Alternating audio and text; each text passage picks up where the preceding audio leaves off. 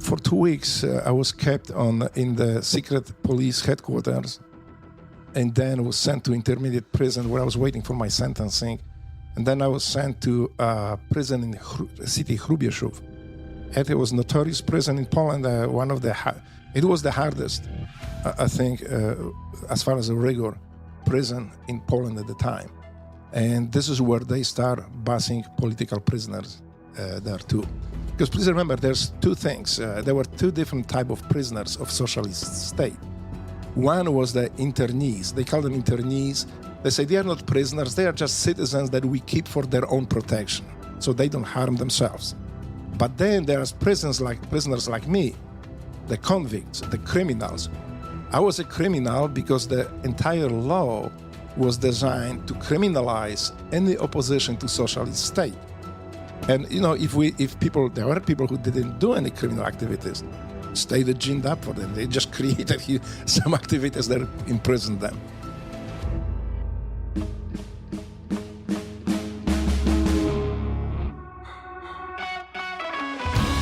Heroes Behind Headlines with Ralph Pizzullo.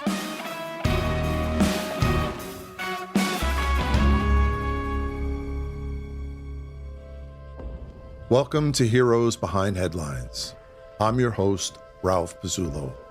Our guest today is Polish-born Navy SEAL Drago Dzieran, whose new book, The Pledge to America, recounts his amazing journey from political prisoner in communist socialist Poland to political refugee in the United States. Arriving in the U.S. in 1984 with little English, no friends, and no money, Drago knew immediately that he'd found his new home and dedicated himself to doing whatever he could to earn his place in America, and beyond that, being the best U.S. citizen he could be. And he certainly accomplished that.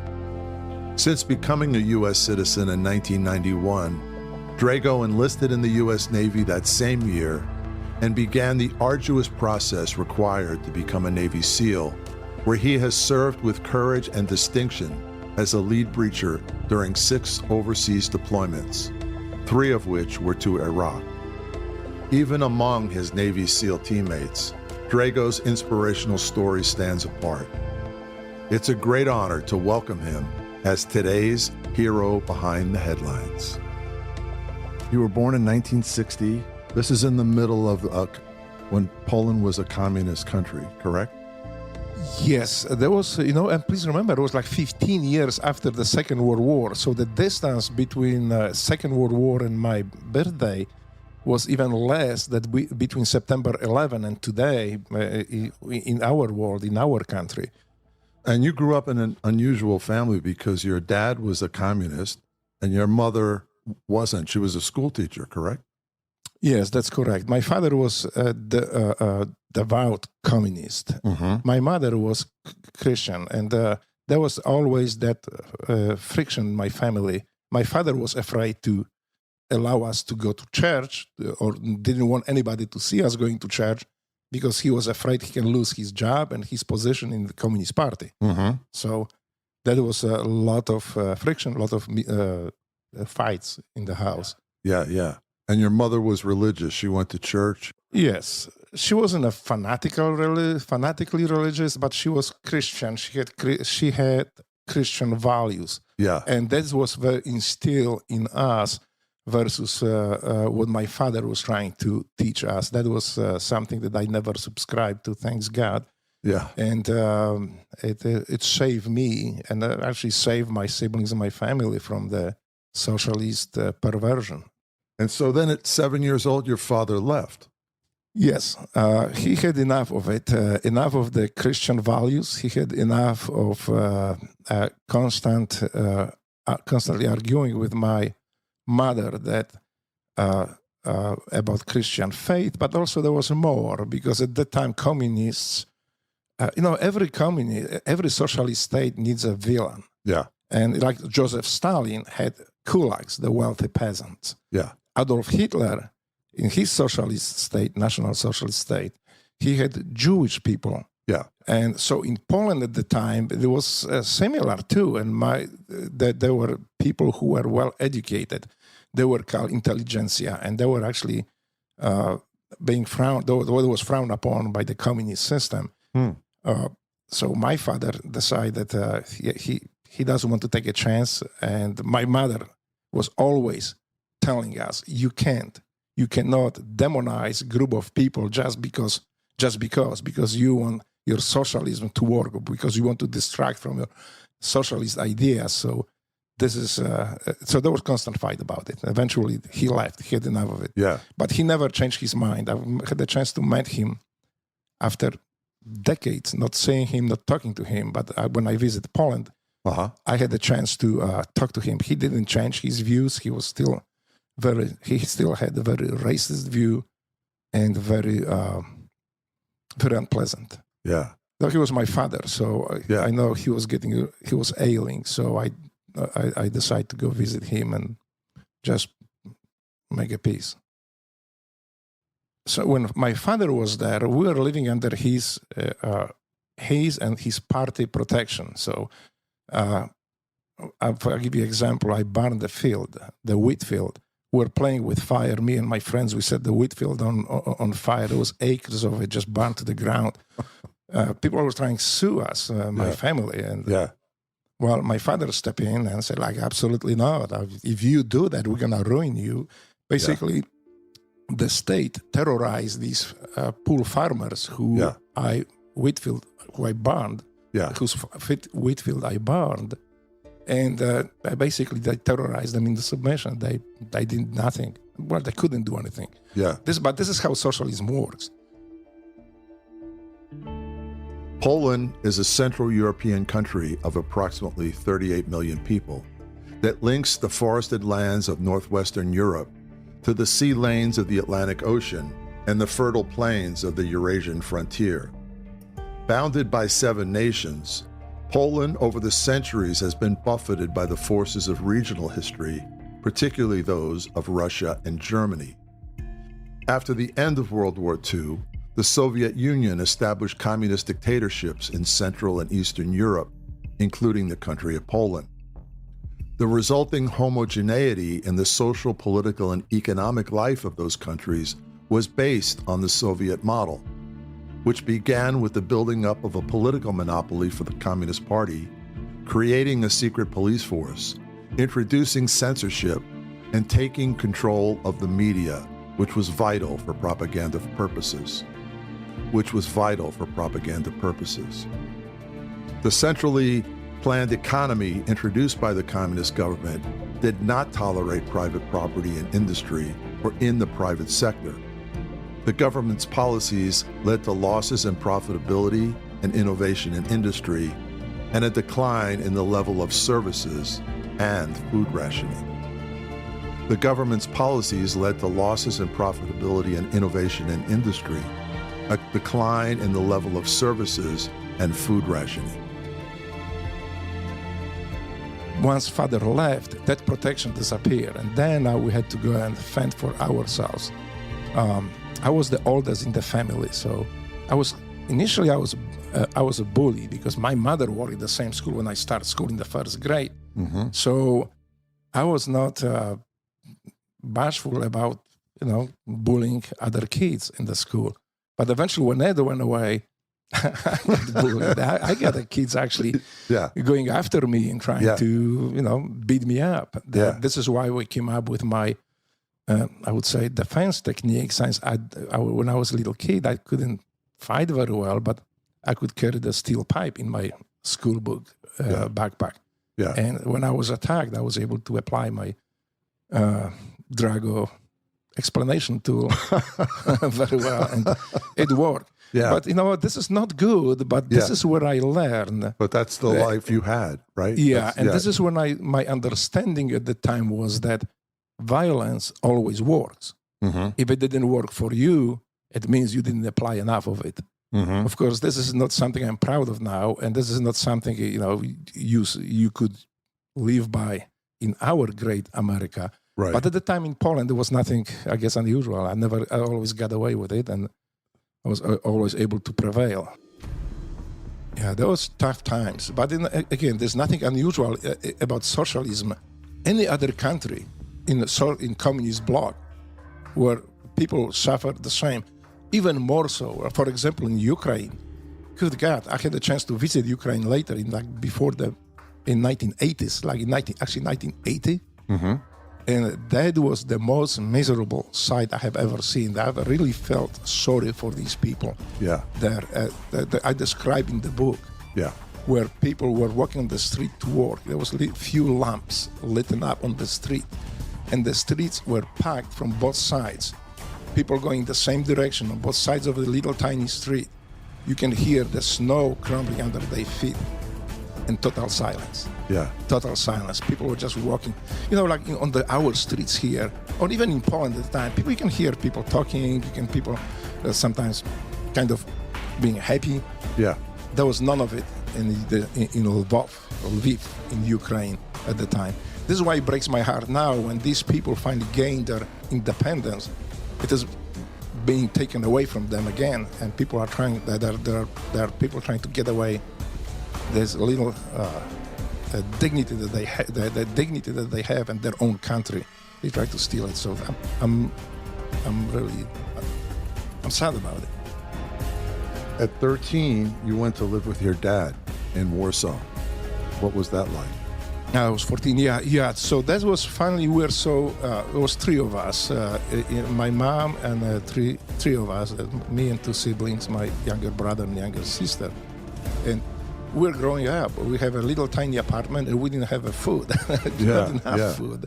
So consensus was that somebody needs to basically go. Please understand that it was huge tragedy for my wife, for my mother, to give away one of the kids, to allow the kids to go away, move out, being so young. Yeah, of course. But we had no choice. So because I was the oldest one, the decision came that I will go. Yeah. And that didn't end up well for neither one for me, nor for my father's family. Yeah. Because my father was had already his wife, the kid from her previous marriage, mm-hmm. and I guess he did it typical communist way. He just grabbed me, showed up on the door, and told his wife that I'm here and I'll be staying with them. I still remember the horror on her face and screams. But I didn't care much about the time. I was just tired. But I gave it back to her son. So we were in constant fights. Well, there's not so much fights. Basically, I was beating him whenever I could. Yeah. And finally, they got tired of it, and eventually I had to leave. Yeah. Back to my mom. And then you start taking up fighting. Times of steel pipes, that became more and more dangerous as I became stronger. But also, I needed something more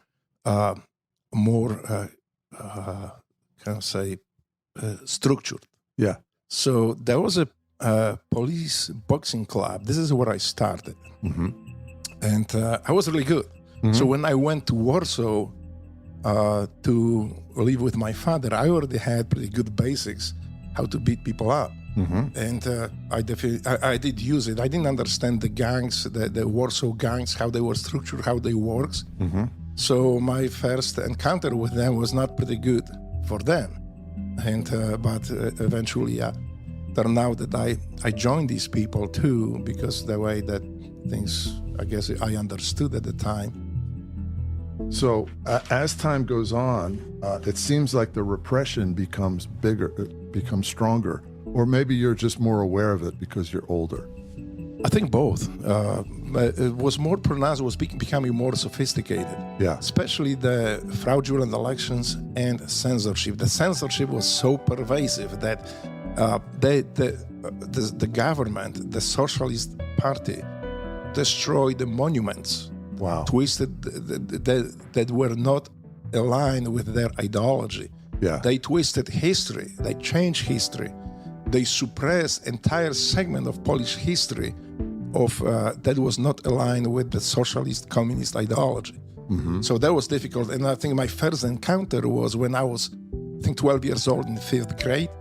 When this time in 5th grade in Poland, everybody had to learn Russian language. Uh-huh. And me being not the best student, there was nothing political about it. I was annoyed that I'm still trying to master Polish language, and here is thrown another language, a Russian language, that I understood was language of our occupiers, political occupiers. Yeah. So I piped up to the teacher, why do they teach us the Russian? You know, people need to start learning better Polish. But the Russians, this occupiers language, I didn't think much of it until teacher just pulled me out by my ear out of the bench, marched me to principal office, and then principal office, they called police. So police on the way, and they explained what happened, that, you know, have this they always call anything that you did that was not aligned with political party, anti-Polish. That was not anti-communist, that was just anti-Polish activities. Yeah. So they call the police, explain that I'm showing up and very anti-social, anti-Polish sentiment. The police drove to my mom's school where she was a teacher, because at that time it was a different school. So they drove there, they picked her up, they drove her to the principal office and pick her up. I would say it was like a kidnapping almost. They just showed up, they grabbed my mom under her arms, they walked her out of the school and threw them in a civilian car and drove her to my school. And the school, there was, I remember, 2 uniformed police officers and there was a militia, this is what they call it in Poland at the time, and 2 civilian secret police officers. And they were outright threatening my mother, say, look, if you do not instill more love for socialism in your kids, we will take care of it. We basically put the kids in government orphanage, and they will teach them the right way. Wow. So you need to change something. And this is the first time I realized how dangerous it is to say something wrong, to say something that is not in line with the political party.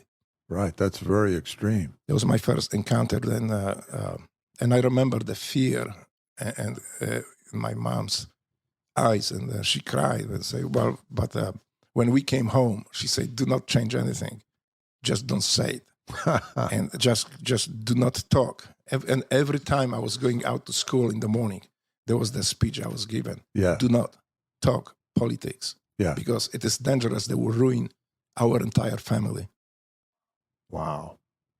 That's how socialism works. You know, they have to terrorize people because people do not buy into slavery, into perversion, into depravity.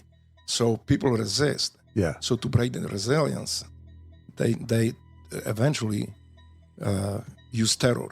And that's what happened in Poland. And it was only escalating. That was not... It was escalating. Wow. Wow. That's frightening. And in the meantime, you're starting to listen to BBC, Voice of America. You're starting to educate yourself about like the rest of the world and get a different view. Yes. And all that has to be very kept in secret, I'm sure. Yes. It started with my uncle. He was a very brave man, and he was always, I set him as an example for me at the time. So he built his own business. Like I say earlier, in socialist state, you can have your business. That's not true that government owns everything. The government owns the key infrastructure. But by that, they also own you and your little business. And if they don't like you, you don't have any business. So what happened with my uncle, he started building the business. And he was working, he was making bricks and cedar blocks, and he was selling it. The quality of his work was so high that people stopped buying from the government factory. They were coming to him.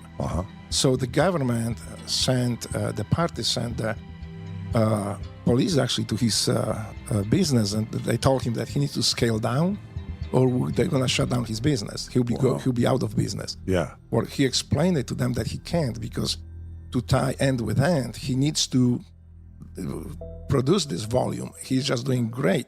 So they say, well, can you just make the quality worse? That's the back off on the quality of your work. He said, he can't do it either. So they send these groups. That was kind of, it happened in Poland in almost every socialist state. The government has these unofficial groups. And there were students, they were young factory workers, and they called themselves anti-Nazis, anti-fascists. Yeah. And it was presented to us, to people, as a spontaneous young man trying to fight these ugly Nazis and fascists who owned the business. Right. My uncle, because he owned the business, was branded fascist, Nazi. Gee. So they came to his factory, they destroyed his machines. Wow. So my uncle went to police. They beat him up, arrested him for the night, and beat him some more, and then sent him home. I remember, like my mom would describe, he came black and blue. His head was square like a die after these beatings he got. My God. But he said, no, I'm going to rebuild. I'm not going to quit. I know that his wife, my mom too, as well, was the entire family trying to convince him, hey, just back off. Yeah. He said, absolutely not. I'm a free man. I'm going to fight this. Good for so he him. rebuilt it. Yeah. And they did the same thing. They this time, these young people from universities, some of them from factories, they came in, they again destroyed his machines. And this time they beat him up. Yeah. So it repeated like 3 times. I think eventually he said, like, I just don't have resources to rebuild it anymore. Yeah. Okay, I don't know what to do. Yeah. They ruined his business. Yeah. And they ruined thousands of people. Pope John Paul II was the first non-Italian pope in over 500 years, and the first Slavic pontiff in history. Shortly after his election to the papacy in 1978, he launched a series of visits to his native Poland. The first came in June 1979 and proved to be a historic moment for a country that was struggling against the oppressive regime of the Soviet Union. The Polish ambassador to the Holy See, Janusz Kontański, was there for the Pope's visit and said, and I quote, "Right in the middle of Warsaw, there were around 1 million Poles. We were listening with tears in our eyes to the words of this Polish Pope. He treated us seriously. He was telling us, you mustn't be afraid. You are Catholics. You are Poles. You are young. The future belongs to you." The Pope concluded his powerful homily with the famous words, "Let the Spirit descend and renew the face of the earth, this earth." In a community of people with strong Christian values, the Pope's message was one of hope, and it was a call for political action. It was a very miserable life until John Paul II showed up in 1979. Yeah. This is where eventually the message was basically, look, guys, you need to get up off your knees Yeah. and start to work. Get these guys. President Reagan became the second most popular person in Polish society at the time, especially after he imposed sanctions on Poland. President Reagan came second after John Paul II, the Pope, in Polish society. And I love President Reagan at the time. I mean, we were all cheering it up because the wars for communists, the economy gets worse, the better, the easier is to throw the yoke of socialism away. The Polish people were willing to suffer so that the government goes away. So the hated socialist goons will go away. And you can see the difference. I mean, look at Poland today. It's flourishing. It's beautiful. Yeah. Look at the Soviet Union now. When they discard the socialism, because they were never a communist country. They were socialist state run by communists. When they discard socialism, how quickly they rebuild themselves and start threatening us again. The Solidarity movement in Poland was born as a result of a nationwide strike in August 1980, started at the Vladimir Lenin shipyard in Gdansk. The shipyard workers went on strike in a gesture of solidarity with 2 of their colleagues who had been sacked because they were active in illegal trade unions. One of them was Lech Walesa. Other production plants joined in the strike. A committee of delegates from the Gdansk and neighboring cities was formed. The strikers wanted to negotiate with the communist government the conditions for the termination of the protest and drew up a list of 21 demands. They included acceptance of free trade unions,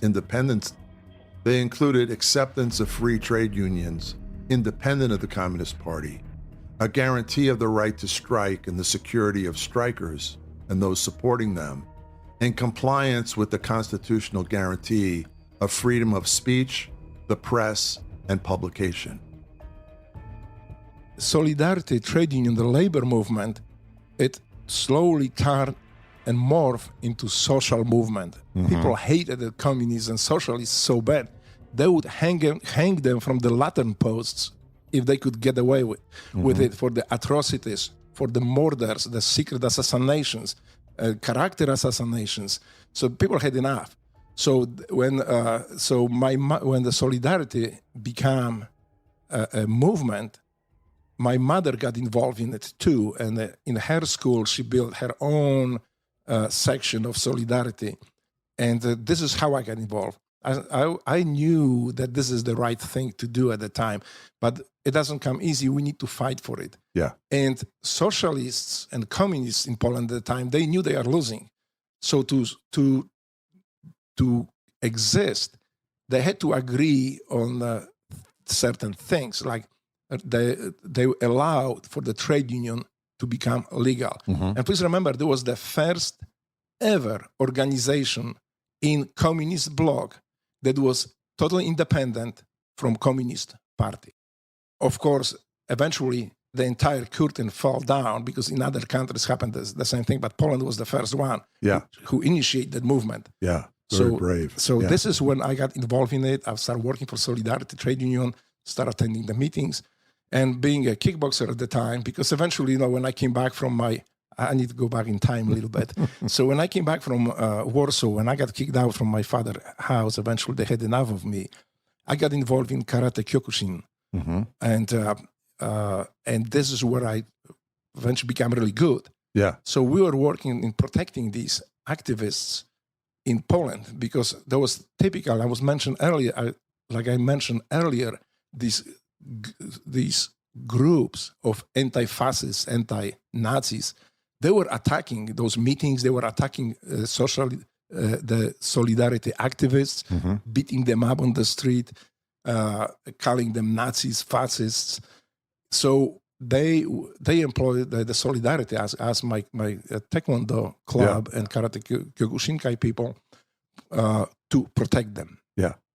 And that's what we did. That's how I got involved even deeper into it, until the martial law eventually in December 1981. The ruling Communist Party, the Polish United Workers' Party, refused to reconcile itself to the rising tide of opposition, causing the political situation in Poland to become increasingly tense. In the spring of 1981, Defense Minister General Wojciech Jaruzelski became the first secretary of the Communist Party. On the 13th of December 1981, Jaruzelski imposed martial law on the country. The State Council suspended civic rights and freedoms, including the right to continue the activities of Solidarity. Overnight, the police, security services, and army seized all Solidarity headquarters and interned approximately 10,000 opposition activists. Martial law formally lasted until July 1983. When the martial law was announced on December 13, the communists, the socialist state, had already prepared the list of people to arrest. So on December 13, past midnight, they start raiding the houses, apartments in entire Poland. All communications were shut down. So no telephones, no TV, no radio, nothing. Wow. Everything went dead at midnight. Only the General Jaruzelski, the general who imposed the martial law, he was the Russian general more than Polish. He announced that the TV became active again. He went on TV and announced the martial law. And of course, like typical communist way, he say, we do this to protect you people. With the martial law is for your protection. Right. While imprisoning thousands of people in one night. Yeah. So basically the Solidarity trade union was decapitated. The entire leadership was locked up.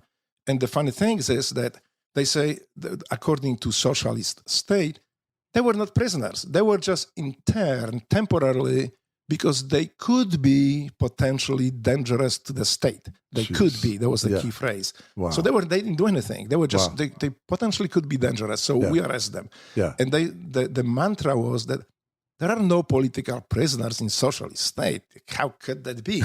All these people break the law or potentially could break the law. So we're going to arrest them all. Wow. And the thousands, the estimates are different, from 25 to 60,000 people arrested in one night across entire Poland. Man, There's more victims because a lot of people died trying to call 911, call for emergency vehicles or having a heart attack. There was nobody to answer these phones. The phones were shut down. During the years of martial law in Poland, 1981 to 1983, the clandestine circulation of printed works became the driving force of the opposition. Solidarity members who had escaped detention set up a clandestine network of printing shops and distribution. A wide range of publications was printed to supersede the official and party-controlled media. Books, periodicals, leaflets, and posters, even postage stamps and postcards were printed and widely distributed. So this is how I get involved. So we organized a group that in the site will print the bulletin with real information, what is happening, beyond the censorship, beyond the fake news media, and that was extremely illegal. So I got eventually got caught. You would mimeograph it, use a machine to mimeograph your newsletter? Yes, one of us had a printing machine, another one has a typing machine. And by the way, at that time, if you had an unregistered typing machine, it could be as dangerous as having the gun, illegal gun. Wow. So you could be prosecuted, actually. So within our group, we did have the printing press, small homemade, and then we had the typing machine. So this is how we created our first newspapers and bulletins. And you would just distribute it on the street? Yes, and again, we didn't know anything how to do it. We did know nothing about conspiracy. So we printed out, grabbed the pieces of it, and walk on the street and we're handing it to people. Yeah. Of course, at that time, with so much, there's so many people working for the state, right? So many snitches. It was just a matter of time before they catch us, and they did. So I was arrested and put in prison. God. You know what? Actually, this is the today event. You can go on Polish government website, and there is, just like any other political prisoner from the time, my case is wide open. You can actually go search through the documents, through everything. It is on the Polish government website. Wow, that's interesting. So first you're interrogated. Yes. You were how old? I was 21. I was a kid. So first you're interrogated, and then you're sent to like a serious prison. Right. So for 2 weeks, I was kept in the secret police headquarters, and then was sent to intermediate prison where I was waiting for my sentencing. And then I was sent to a prison in the city Hrubieszów. It was notorious prison in Poland. It was the hardest, I think, as far as the rigor, prison in Poland at the time. And this is where they start busing political prisoners there too. Because please remember, there's two things. There were two different types of prisoners of socialist state. One was the internees. They call them internees. They say they are not prisoners. They are just citizens that we keep for their own protection, so they don't harm themselves. Yeah. But then there's prisoners like me. Yeah. The convicts, the criminals. Yeah. I was a criminal because the entire law was designed to criminalize any opposition to socialist state. And there were people who didn't do any criminal activities, stayed ginned up for them. They just created some activities that imprisoned them. Yeah. Wow. Did you find a lot of people who agreed with you in prison, or was it very, very dangerous? Not initially. So initially I was kept with common criminals, like hardcore criminals, and I didn't know anything about prison at the time. Yeah. So I didn't even know how to behave. I remember when I showed the first night when I was arrested in the secret police headquarters, in the morning, one of these guys came up to me, say he will eat my food. Yeah. So I didn't think much. I just knocked him out, and then just to make sure that he understands, I lift his upper lip and very carefully punch his 2 front teeth in, and then I pull them out. I thought at the time it was funny that I can make a necklace out of it one day when I go outside and brag about it. Well, they were taken away from me during one of the searches, but I had them for quite a while. But that was my start. Yeah. Because please remember that the torture that people don't even understand or realize that is a torture. Yeah. Is they will keep you, the socialist state, especially during the interrogation time, always a little bit hungry. Yeah. Or a lot of hungry, but not starve you to death, but just keep you off balance. You will be hungry, yeah, and you will be always cold. Yeah. So that will slowly break many people down. And well, it didn't work for me very well since I was always cold. I grew up being always cold, so I was kind of used to it. Yeah, yeah. I didn't have much to eat either, so that didn't bother me too much either. Yeah. Besides, you know, like the first, when this guy who was trying to eat my food, well, I ate my food, but then I ate his food too. Mm-hmm. So he was even more upset. Yeah, he was threatening me later that when he shows up in another prison, because he belonged to one of the prison gangs, he's going to take care of me, and the prison gangs were going to take care of me. But I didn't know much about it. I didn't understand what he was saying. I just told him, if he says again, I'm going to knock his bottom teeth out too. Yeah. And he left me alone for now. Yeah. For that. Yeah, yeah. Wow. And they put you in solitary confinement as well. That was later. That was when it happened a couple of times. But the one time, you see, when I was moved from the secret police headquarters to this intermediate prison, that was before my court date. We were walking in like boxes that were surrounded, boxes made of the reinforced concrete. Mm-hmm. That was a thin reinforced concrete slab that you slab one on the top of another. Mm-hmm. And so this is like very tall. Yeah. And I was so naive at the time. I thought I heard my friend from my case voice on another side. Uh-huh. So I figured out, well, just like I cannot see if this is him. Yeah. But maybe when I kick this little concrete plate of the fence, I can move some of the dirt in between, and I can pick what's happening on another thing. Yeah. I just kick it too strong, and the thing fell out. So there's like good God, the prison commander came in. They dragged me out, and I went to warden to explain what happened. Mm-hmm. And I just told him, I was just practicing. I didn't want to kick it that hard. But yeah, I got isolation then. Yeah. The first time when I met somebody from, like me, political prisoner, it was Edek Kędziorski. Mm-hmm. Edward was an activist, hardcore activist. Mm-hmm. This is from him when I started learning about the methods and tactics, how to fight oppression, how to fight the socialism. And we talk a lot. So for me, because I was 21 years old, the prison was inconvenience, but it was nothing tragic. I didn't have anybody outside. Yeah. So for me, it was more like education. Yeah. So me and Edward talk eventually, because I ended up in his prison cell. Yeah. We talk a lot. We were thinking how to organize ourselves. Eventually, he was moved to the Hrubieszów, to that prison on the Russian border, and eventually I joined them too, because eventually they moved me too. The funny thing is, right before my transport, I don't know what I did. I think I beat up one of the criminal prisoners, because at that time we were still kept with criminal prisoners. Yeah. I was prison warden told me I would spend a week in the tiger cage. It's like thinking like tiger cage. Is it like a tiger there or something? I really didn't know what it was. Yeah. Until they walked me into that cell. Yeah. And as tragic as it was, I just could not resist laughing. I mean, I was just laughing out because it was so crazy. Yeah. There was a prison cell. Within the prison cell was a cage, like a rabbit cage, basically, but made just from solid steel rods. And they just lock you in. It was on the pedestal, so they walk you in, you step up, they lock you in. And you were sitting like in the cage. That was just, I was supposed to spend the week there.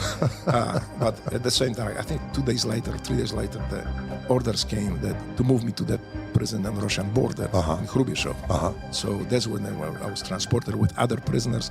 This was actually in the transport I met another prisoners too from Solidarity. There was all of us. There was Andrew Krasuski. There was, I think, Jerzy Kropiwnicki. No, he was already there. There was a couple other and you're still friends. Prisoners. You're still friends with these men yes, today? I am still friends with them. Matter of fact, I met them all when I went there in last year. Fantastic. So the funny thing is that I was able to smuggle. They never found it.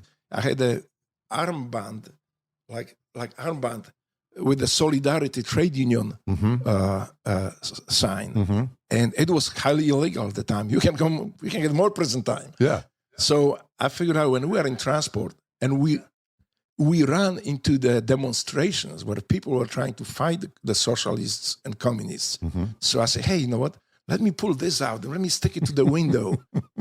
They would just, and that definitely would make us free. Those people would. They would throw this little car on its side and pull us out. But my fellow prisoner, Andrew Krasuski, very smart, he was an engineer in Warsaw, I think, at the time.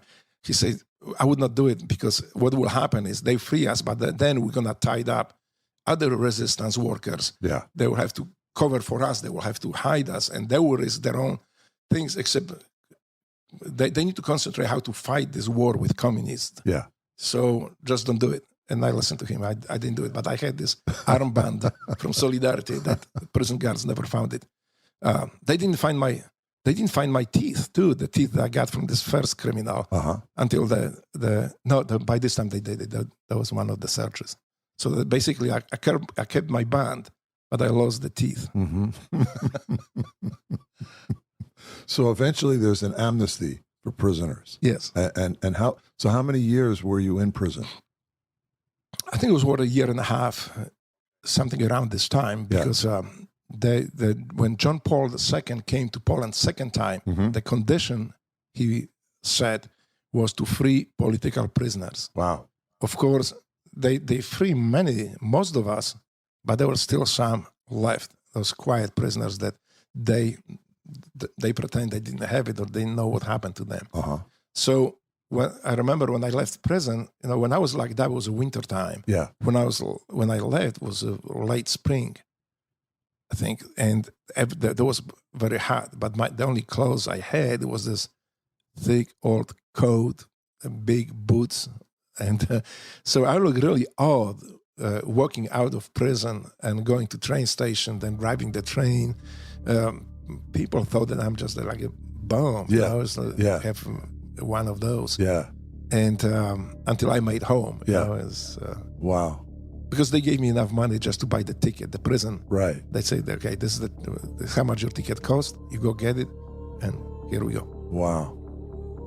And then you applied for political asylum. So you get out in the spring of '83, and almost just a few months later, you applied for political asylum. Is that correct? Yes, that's true. What happened is when I came back, I was trying to find a job, set my life, but also I started to I went back to my taekwondo club. And it happened quite often that we were walking back after the training session. We trained every day, as always. So on the way back, or sometimes on the way to, but on the way back is more prominent because I was with my friends. When the police car showed up, or sometimes civilian car showed up, civilians jumped out with flashing the badges, so you go with us. Yeah. And they just handcuffed me, thrown me in the car, leaving my friends, everybody's stoned. Well, they were not that stoned. They understood what is happening. Yeah. So they drove me around the town, outside the town. Sometimes we drove in the woods and back. And usually at night, they just dropped me off 20, 30 miles outside the town. I had to, by this time, communication didn't work. It was at night in socialist state. Yeah. Nothing worked. Yeah. So I had to walk back home. And it happened multiple times that eventually... So just terrorize you. Yeah. I realized I may not come back from one of these trips. Yeah. So I went to U.S. Embassy. I asked for help, and they understood the situation. Normally, it takes time to get a visa to the United States, especially immigration visa. I think within 3 months, I had a political refugee.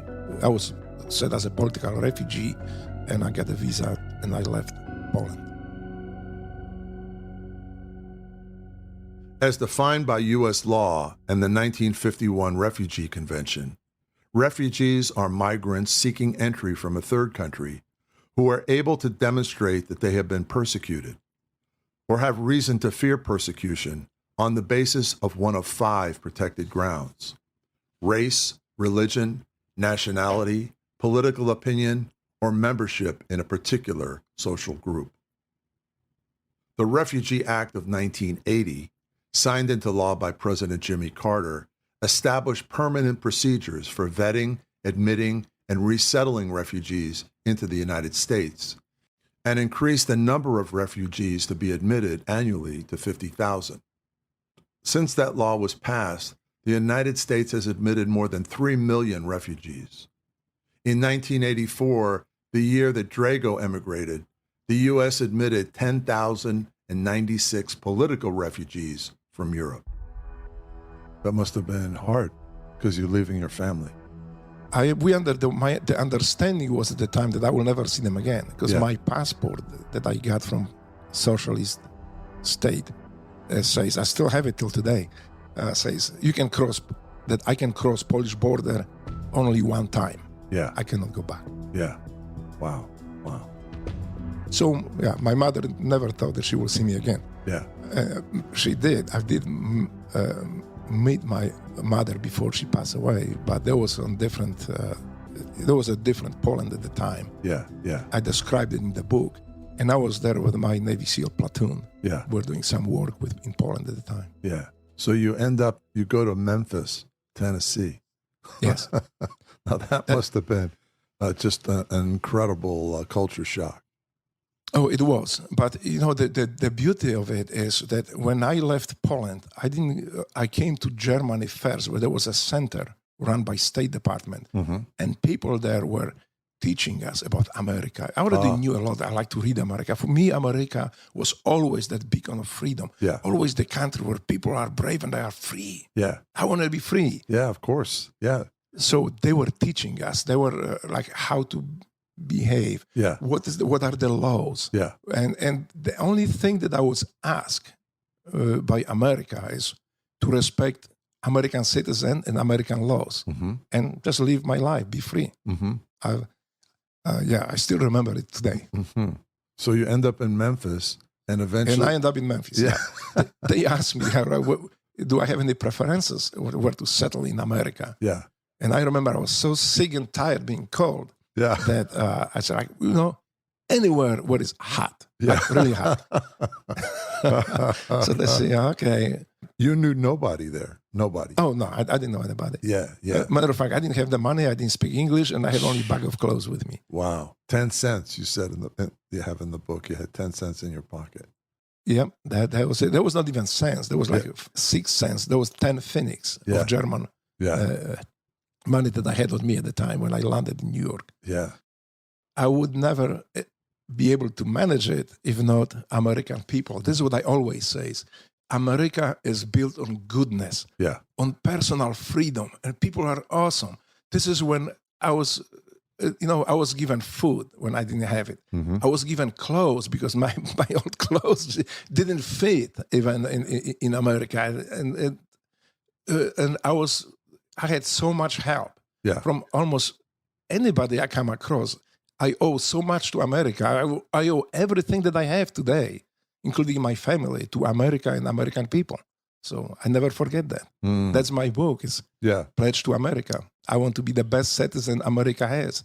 I want to be better citizen today than I was yesterday. And I will be better citizen, American citizen tomorrow than I am today. And then you wanted to join the military. Yes. This is, by this time, going to the janitorial, I was a janitor, then partsman, then I was a mechanic eventually. When I was working as a mechanic, the Persian War broke out. Yeah. And at the same time, I became U.S. citizen. Yeah. So I believe there was my moral obligation to support my country the best I can, especially in the time of war. Yeah. I didn't know how to do it. I was not very rich. I could not build jobs for my fellow Americans, Right. but I could fight for them. Yeah. So I decided to join the military, just I didn't know how to do it. So Yeah. I describe in the book the entire process. It was kind of, it's funny now, but You had to get an exception because you were older than most of the recruits. for the SEAL teams, yes.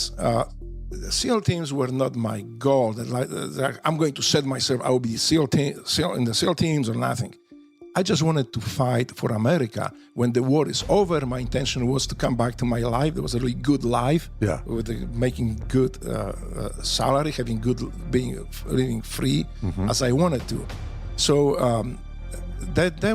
I was told that I'm too old, that I can't be Navy SEAL. I was at the time 31, going 32, and the cutoff age is 28. So I was like 4 or 5 years above it. Yeah.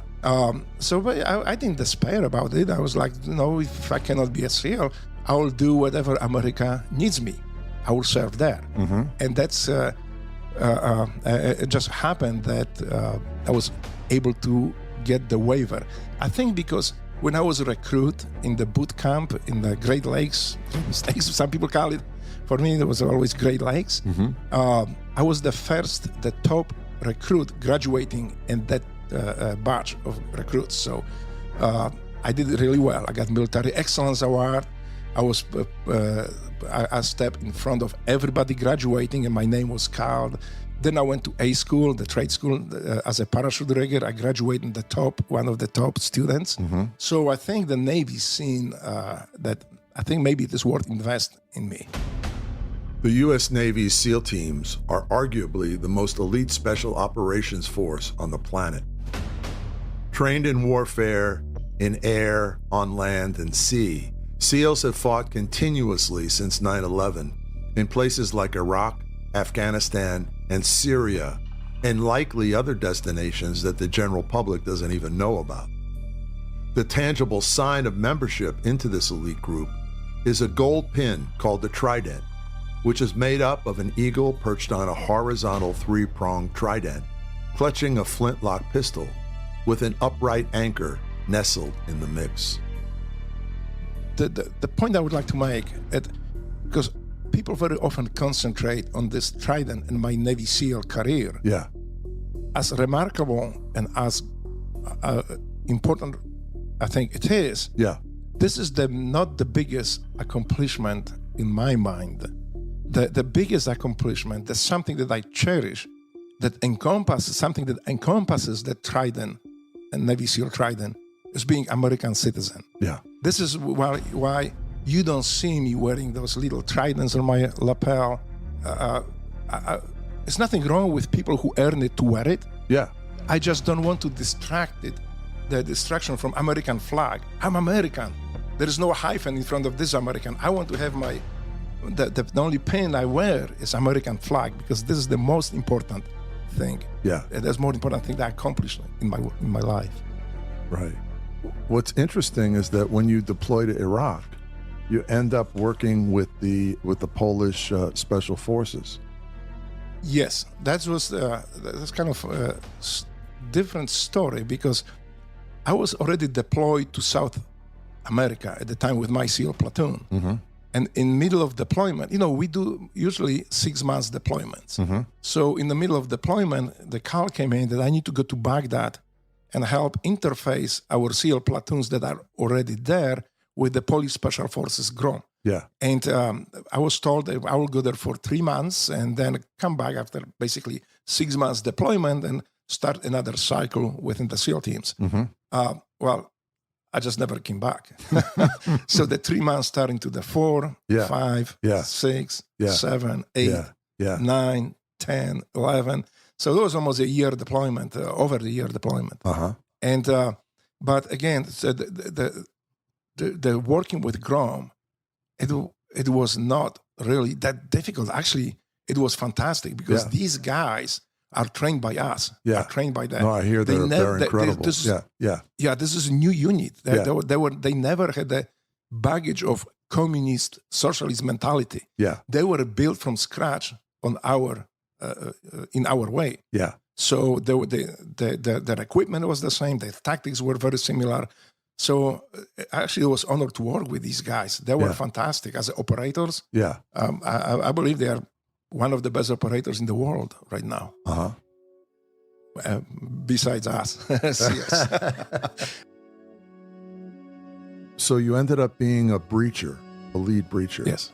So my job was to facilitate entry on target to my SEAL platoon, to the assault element. Mm-hmm. So through the door, sometimes through manual tools, sometimes through explosives, through the walls if we had to, and it happened, we had to walk through the walls. So my job was to design, calculate, and build the charge that will allow us to do so. Mm-hmm. And so we did hundreds of these things, these assaults, these we call it direct action missions. Yeah. And so I was working with Grom and with our guys, so kind of like double dipping a little bit and racking these missions a lot. Yeah. But I really like that. But also, we all paid the price for that. Can you talk about one mission going after the Russian oil tanker? People don't like when I say it, but basically what it was, we hijacked the tanker. Yeah. Because there was, in the middle of the night, these guys already knew that something is going to happen. Yeah. So they were skirting the territorial waters of other countries. Mm-hmm. Their hope was that it takes us time to board that ship enough that they can get into territorial waters of another country. And of course, we would have to jump off the ship or abandon the mission. Yeah. So we had very, very little tiny window to do that. Yeah. So under command of Jacko Willing and Mr. F, we boarded a helicopter. We fast rope on the tanker. We took it down within, I would say, a very short time. Yeah. I think maybe not a couple of minutes. Yeah. And we were able to steer it away from territorial waters of another country. There's a lot of fun story also with this mission. Yeah. As I described in the book. Yeah. But anyway, they're working with these commanders. That was awesome. The entire platoon, they were fantastic guys. They were the funniest people in the world. But they were also one of the best America has. So these guys were dialed in, and that was a pleasure to work with these guys. We are still friends. We still sometimes talk about it.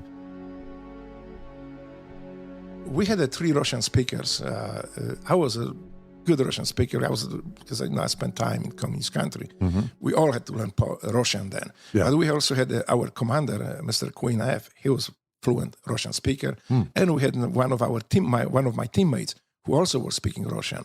So the Russian captain would start screaming like. He was on the radio.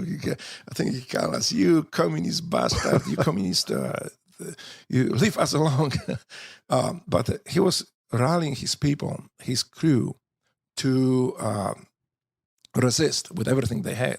So we really didn't want any trouble. So I just took the guy outside. Mr. Rev actually ordered me, say, "Hey, take this guy outside and persuade him not to shut up." Yeah. So I did. I took him outside. I showed him the chimney. A little bit like a thing size of the briefcase. I say, "You talk like this, you spend the entire ride riding the chimney." And with short Drago persuasion, he shut up. We had no problem with them. The problem became later because when we searched that ship, the second crew that came in, that's a funny story. They came back and said, "Hey guys, you just missed all these weapons here," and they were clinking the big bag of something metal there. So we look, and then me and the Jacko look inside, and it's like, "What do you mean the weapon? Those are forks, spoons, and butter knives." Well, they still could be used as a weapon. So Jacko looked at them with the binoculars on that ship because we were trailing that ship side by side. Yeah. And he says, "Well, what about those axes hanging on the door?" There were security axes. We couldn't take them. We didn't want to take them. They were for security reasons. Yeah. But they were no threat. Yeah. And so we said, "What about that?" And it was like silence, crickets. But the problem was then when we went back, because we were rotating every so many hours. Yeah. So we went back on the ship. Since the crew knew that I speak Russian, they came to me crying and demanding that we return their knives and forks and spoons. And they won't have another way. I must return it. Yeah. So I said, why would you do that? So we can't eat. Why can't you eat? I mean, eat with your hands. Yeah. Well, then these guys, like, they pulled their lips out. They had no teeth. Oh my God. So basically, they couldn't eat. They couldn't chew. They needed those forks and those butter knives. Yeah. So after talking to Jacko, he decided, let's give them their weapon. Yeah, right. The dangerous butter knives weapons. and spoons so they can eat. And, once we returned them the utensils, they were happy. There was no problem with it. So it's like we had no problems with the crew. They became cooperative. And the ship was taken over because it was violating the embargo? Embargo. Yeah. Yes, he was smuggling. They're smuggling Iraqi oil at the time, and we caught them. Okay. The reason, usually the Navy does that stuff, but because it was tanker flying Russian flag, it was Russian tanker, and there were many young guys. Yeah. That seems like they were there to protect that cargo. Yeah. And we might encounter resistance. The Navy decided to use SEALs instead of regular VBSS crew. So we took it down. That was before the war. Yeah. There was Rob O'Neill on that mission too. I can say because I have his permission to say it. Okay. Rob and I were best friends. I mean, this is something that we are best friends today. Yeah. Even this guy was incredible operator. Yeah. This guy, but knowing him, he could sing, he could dance, he could play piano, he could with easy. And kill terrorists with the same easy too. Yeah. So, very universal guy, very good friend, and I have a lot of respect for him. I think, a lot of people don't understand that SEALs are, they're not just guys who break down doors and, shoot enemies. That they're very well-rounded people, and they speak, like you say, multiple languages. A lot of them are like very educated. Rob sings and dances. I didn't know that before, but yeah. Oh, there is so much I could talk about these guys for hours. Jacko Willing, I mean, he was our commander there. Good God, I mean, this guy, he's a beast. Yeah. He can basically, he said that he's going to choke out entire SEAL platoon in like 5-6 minutes. And he did, except there might be 2 or 3 who just ran away. So like, I don't want to be choked out. Yeah. He choked out everybody, including myself. That physically, but it was one of the strongest guys in the SEAL teams. There was another one, I know I can say his name because I cleared it, is Chris Stroop. This guy, when we went to France, the weights he was lifting, he bent this French equipment up there. Basically, their bars, weight bars, everything become unusable after Chris finished with that. So those fantastic guys. There is so much. I never even laughed so much in my life, like in the SEAL teams. These guys were so quick-witted. There's always something to laugh at, especially when the times were hard. Yeah. When you were freezing, when you were tired. Yeah. Somebody always cracks some jokes and makes it funny. Instead of feeling miserable, you're just laughing. So, great guys. I mean, I will miss SEAL teams, I think, forever. So you talked about the breaching. After a while, it started to have an effect on you. Those effects happened to all of us. I mean, this is something that we all suffer. We didn't know at the time the issue. We didn't know how dangerous it was to your brain. We knew that, shockwave is not good. We need to stay away from it. Yeah. But, just a job. It was a job. Yeah. And eventually, like in my case, I stopped understanding what I'm reading. I could read the paragraph. Yeah. By the time I finished paragraph, I didn't remember how it started. What was the paragraph about? I had to read it 2-3 times. And I thought it was just maybe because the lightning, we were living in the tents, so I can read it. Then it was progressively worse. I was having problem with my balance. Yeah. And again, this is not just me. Most of the breachers and guys exposed to these close proximity explosions suffer similarly. Yeah. And so that's something that was at that time at least not very well known in military. Yeah. I remember when I was a SEAL instructor in BUD in Coronado, when I came back from war, I couldn't sleep. right? I was waking up at 2 o'clock every morning. Yeah. I could sleep soundly, and 2 o'clock in the morning, 2:30, I'm wide awake. So I talked to my fellow SEALs. Well, the conclusion was that I think my apartment is haunted. I think there's got to be a ghost somewhere. Who's waking me up? Yeah. I'm really scared of ghosts. I don't like ghosts. So I started looking for different apartment, maybe that is not haunted. Yeah. But the apartment was not haunted. It was just my brain was damaged. And did that lead to your eventually retiring from SEALs?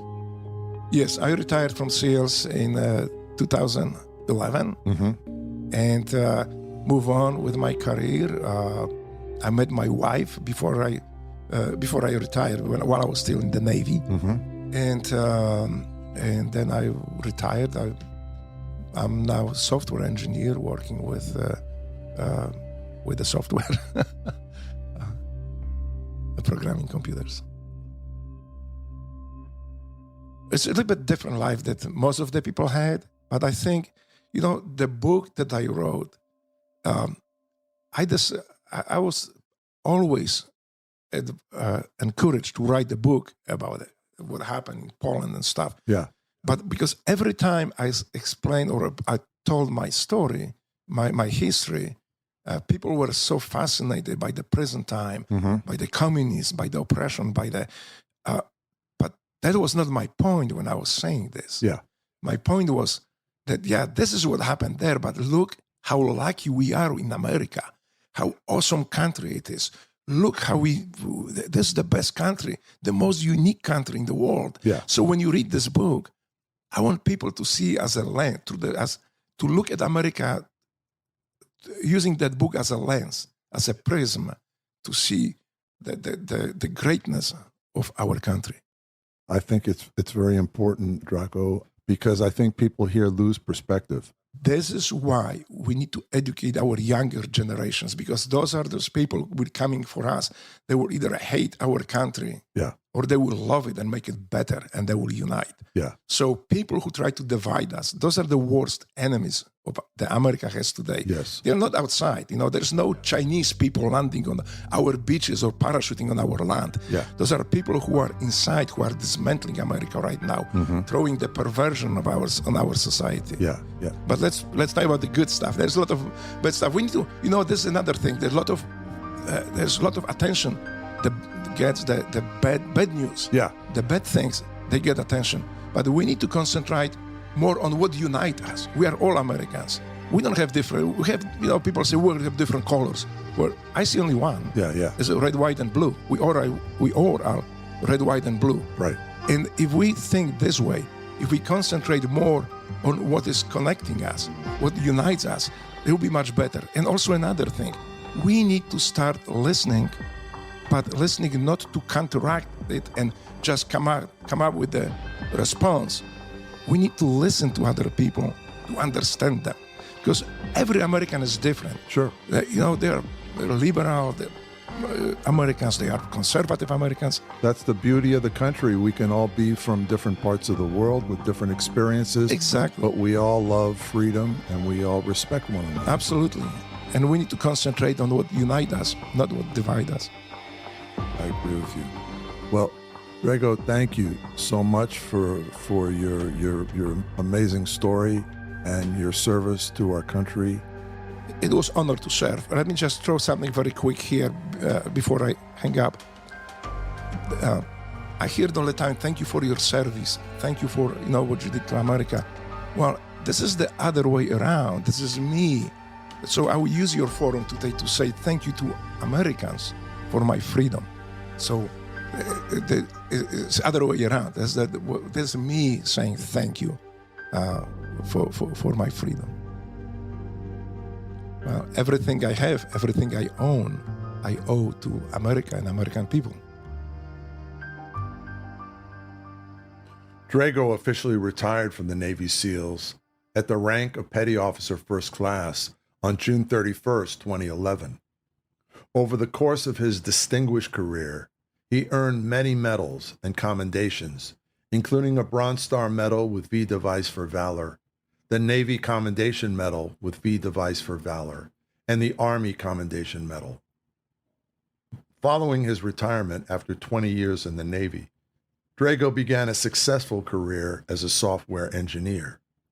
In 2009, he and his wife, Rachel, established the Navy SEALs Fund, a 501c3 nonprofit organization that provides support for all generations of UDT and Navy SEAL veterans, their immediate families, and Gold Star families. To learn more and contribute, visit www.navysealsfund.org.